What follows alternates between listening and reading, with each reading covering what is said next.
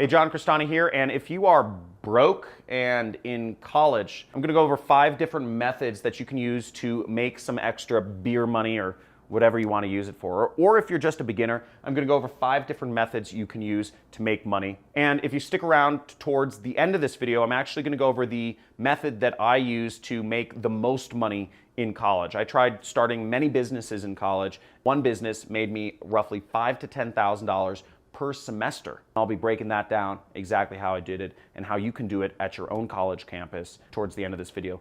Stay tuned. We have some exciting stuff to go over. Some people will be able to take this and make some serious money, so excited to show you.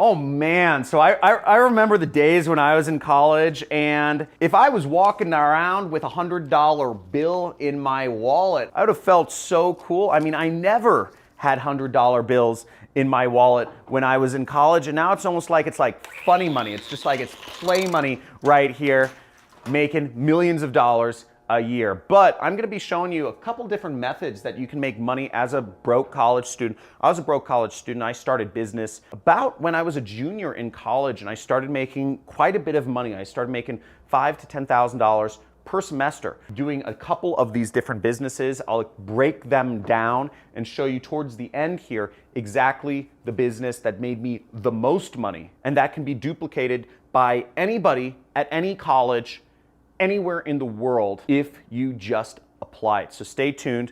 But the first method I'm going to talk about is a pretty easy one to do, and it's a really good way to make a lot of money, which is called drop shipping. So drop shipping is when you purchase a product from a site like Alibaba for cheap, and then you sell it on a site like eBay or Amazon for more than you bought it for. Now, you can do this without ever touching the product, without ever handling the product, without having it come to your house. You can do this simply by arbitraging cheaper products from other countries, selling them to people who will pay more for them in countries like America or UK or Germany, Australia. Now, the second method to make money online is, or just make money as a college student, is e-commerce. Now, e-commerce is you're actually buying the product before you're shipping it out. So drop shipping is, I'm not going to go into all the problems with that, but basically there can be quality concerns because you're buying the product after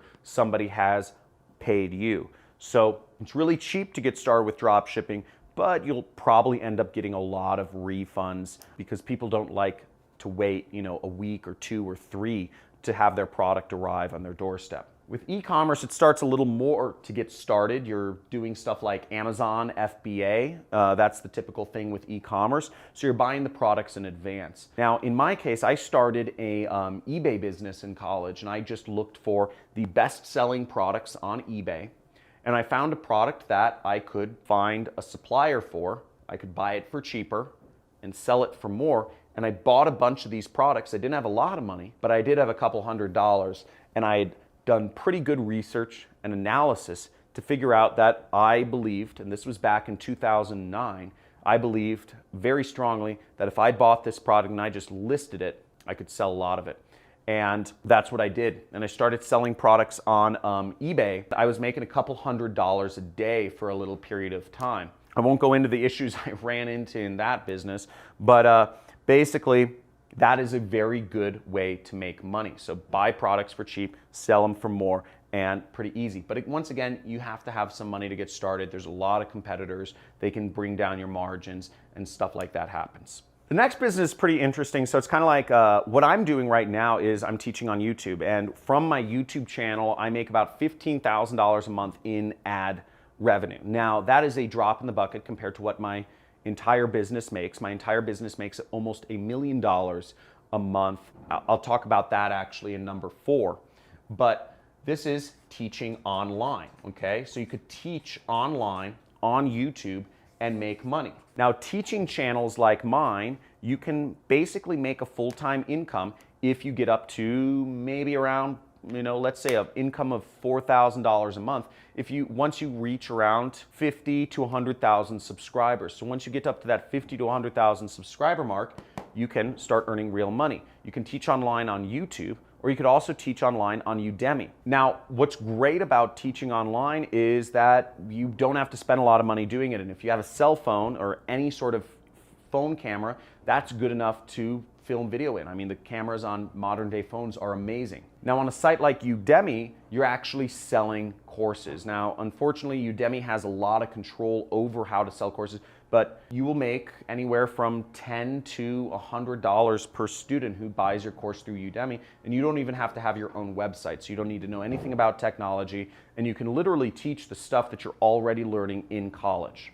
Now, the college system is flawed. It makes no sense that you have 100,000 universities around the world all teaching the same subjects when you could just, instead of having 100,000 professors teaching the same thing, you could just have 10 really interesting professors on the internet teaching that subject. The future of education is online, folks. So I'd get on the train. Anything you learn in college, teach it online, okay? You're already learning. Why not just reteach it and be a bit more entertaining, be a bit more engaging, make it a bit more simpler for people to understand, and you will do very well. Just be more interesting than your professor, and that isn't hard. If you agree with me, just type in "that ain't hard," because most professors are so boring. They have tenure, they don't care about their job, they've never made any money doing what they teach. Frankly, it's sickening. So just type in it ain't hard if you're interested in teaching online. Now, the next method to make money online or just make money in college is affiliate marketing. If you are interested in learning more about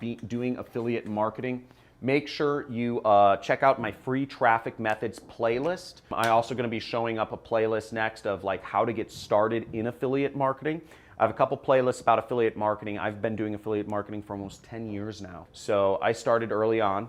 But in college, I actually didn't make any money doing affiliate marketing. I tried. And what's funny is I was doing all the right things. I joined CPA networks, which at the time were the most profitable ways to make money. I started doing Facebook ads 10 years ago, but I just never got it working because I forgot that I needed to use pre-sell pages on ads to make them competitive.